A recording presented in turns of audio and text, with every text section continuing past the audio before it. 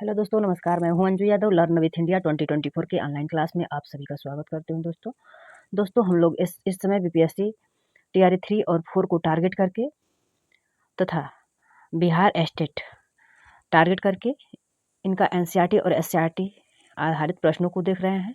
इससे पहले भूगोल, भारतीय राष्ट्रीय आंदोलन, इतिहास, विज्ञान और पॉलिटी साइंस के कुछ प्रैक्टिस सेट दिए जा चुके हैं और आज भारतीय राष्ट्रीय आंदोलन यानी भारतीय स्वतंत्रता संग्राम का मिनी मैराथन होगा।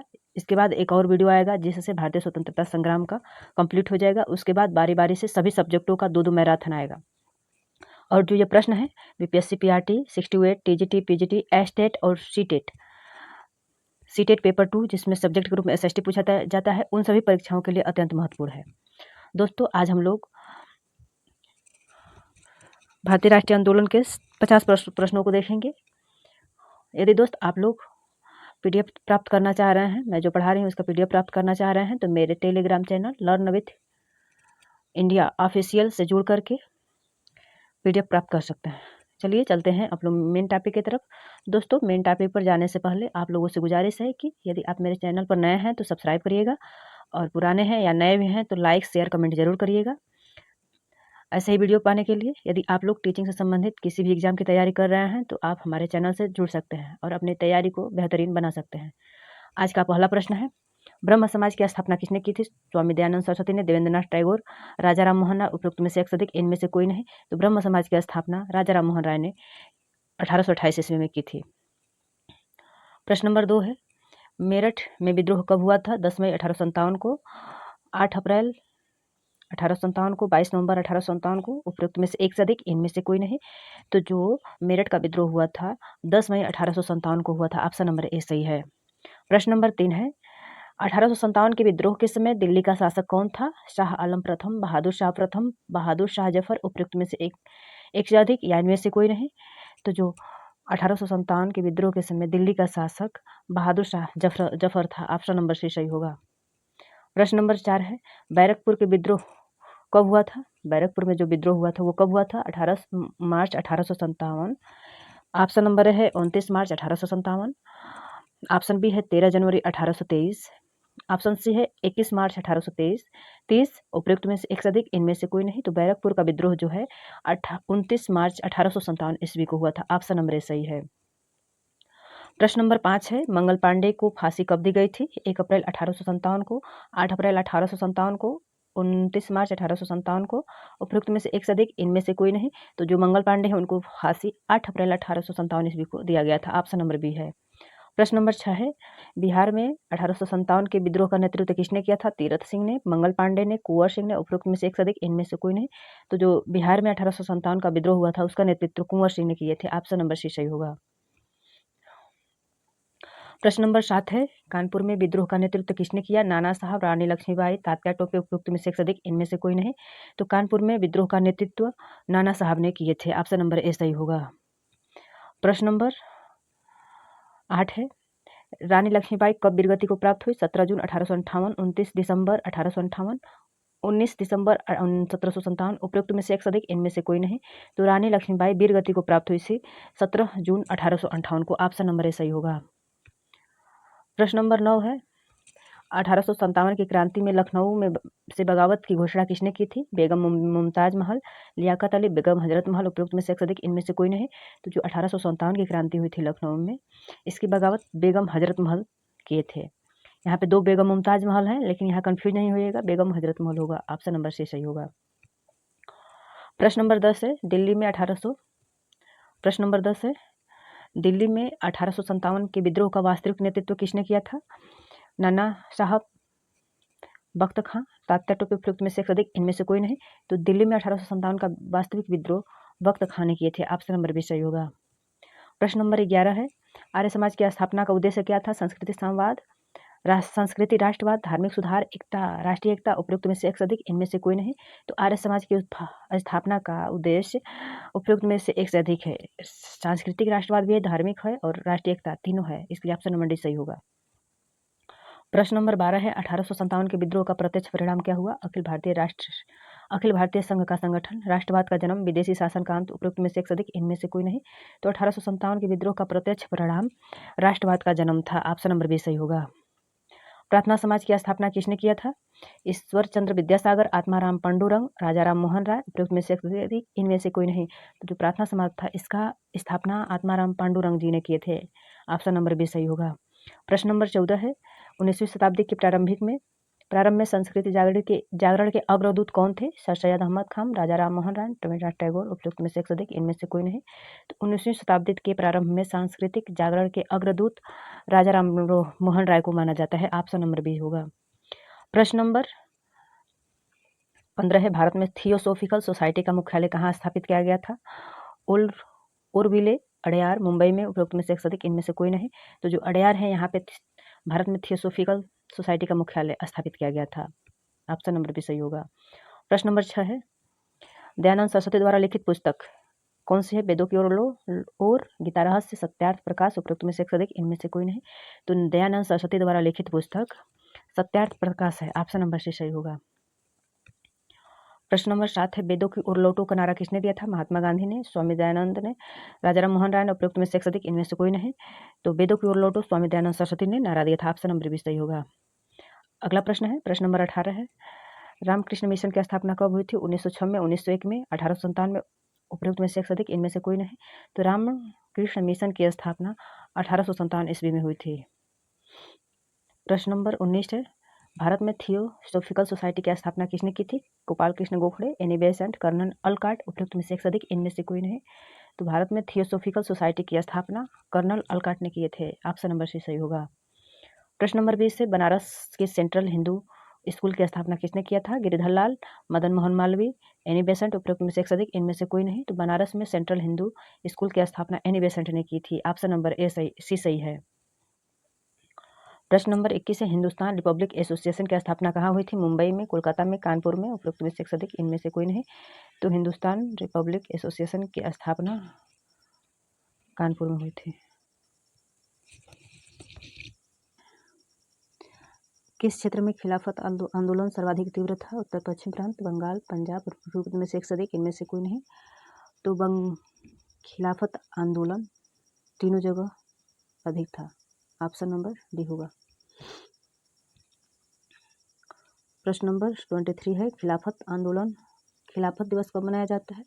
5 अक्टूबर 1920 को मनाया गया था। 5 अक्टूबर 1920 को, 17 अक्टूबर 1919 को, 17 अक्टूबर 1920 को, उपरोक्त में से एक से अधिक इनमें से कोई नहीं। तो खिलाफत आंदोलन 1917 को, 17 अक्टूबर 1919 को मनाया गया था। ऑप्शन नंबर बी सही होगा। नंबर 24 है, चौरी चौरा घटना कब घटित हुई थी? 23 मार्च 1920 को, 20 फरवरी 1920 को, 5 फरवरी 1922 को, उपरोक्त में से एक से अधिक इनमें से कोई नहीं। तो जो चौरी चौरा घटना थी वो 5 फरवरी 1922 ईस्वी को घटित हुई थी। ऑप्शन नंबर सी सही है, 5 फरवरी 1922 को। प्रश्न नंबर 25 है, कांग्रेस के किस अधिवेशन में असहयोग आंदोलन का समर्थन किया गया था? पटना, कोलकाता विशेष अधिवेशन, इलाहाबाद अधिवेशन, उपरोक्त में से एक से अधिक इनमें से कोई नहीं।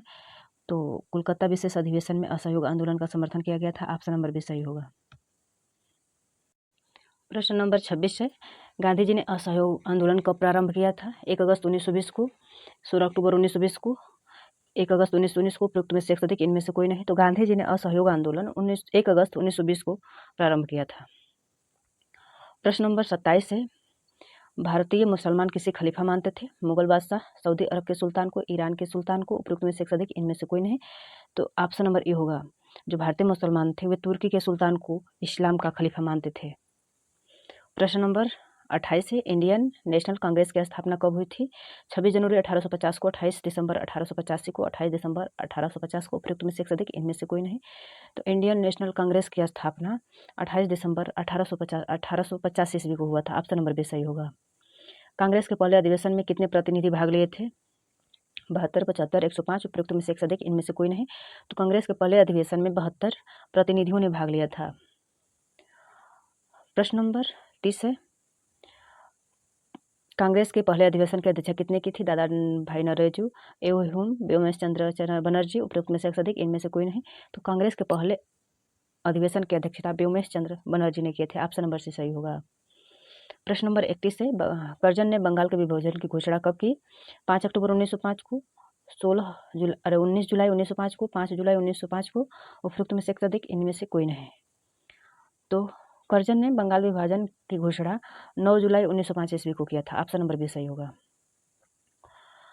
जलियांवाला बाग हत्याकांड कब हुआ था? 13 अप्रैल 1919 को, 5 फरवरी 1919 को, 1913 को, यहाँ पे 1 फरवरी 1913 को, उपयुक्त में से एक अधिक इनमें से कोई नहीं।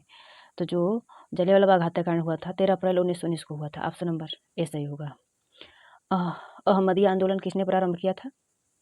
मिर्जा सैयद, मिर्जा गुलाम अहमद, रशीद अहमद गंगोही, उपयुक्त में से एक अधिक इनमें से कोई नहीं। तो जो अहमदिया आंदोलन था वो मिर्जा गुलाम अहमद ने शुरू किया था।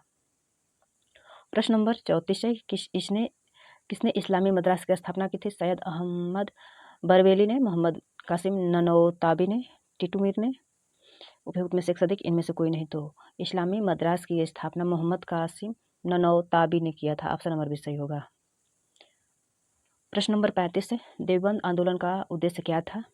तो देवबंद आंदोलन का उद्देश्य था कुरान की सही व्याख्या करना। ऑप्शन नंबर भी सही होगा। प्रश्न नंबर 36 है, मोहम्मदन एग्लो ओरिएंटल कॉलेज की स्थापना किसने की थी? कर्नल अर्लकाट, राजा राम मोहन राय, सैयद अहमद खान, उपयुक्त में से एक अधिक इनमें से कोई नहीं। तो मोहम्मदन एग्लो ओरिएंटल की स्थापना सर सैयद अहमद खान ने की थी। प्रश्न नंबर 37 है, मुस्लिम धर्म का पहला सुधारवादी आंदोलन कौन सा था? देवबंद आंदोलन, बहावी आंदोलन, फराजी आंदोलन, उपयुक्त में से एक अधिक इनमें से कोई नहीं। तो मुस्लिम धर्म का पहला सुधारवादी आंदोलन बहावी आंदोलन था। ऑप्शन नंबर भी सही है। प्रश्न नंबर 38 है, काकोरी कांड कब हुआ था?